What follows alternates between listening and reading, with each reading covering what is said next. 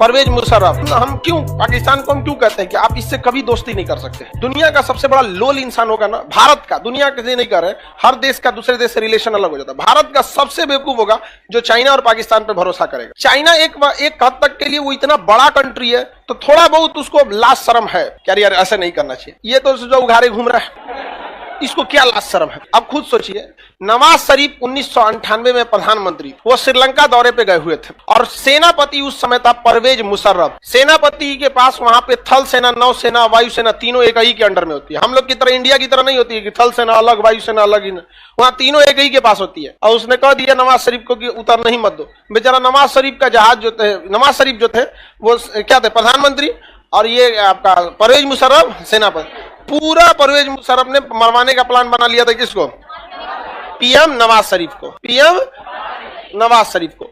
अब नवाज शरीफ को लगा कि भाई तो हमको मरवा देगा परवेज मुशर्रफ, तो नवाज शरीफ श्रीलंका के दौरा पे किसे भेज दिए, परवेज मुशर्रफ को। किसे भेजे, परवेज मुशर्रफ उस समय कहाँ क्या था, सेनापति था, उसे कहाँ भेज दिया, श्रीलंका।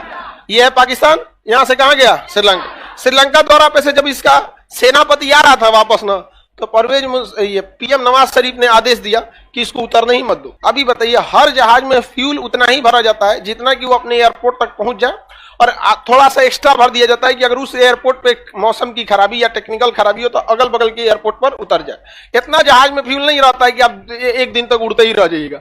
तो प्लान क्या बनाया था देखिए अपने सेनापति को मरवाने के लिए, नवाज शरीफ। केवल नाम में शरीफ लगा है, और वैसे भी जिस चीज के नाम में जो चीज लग जाए वो होता नहीं है।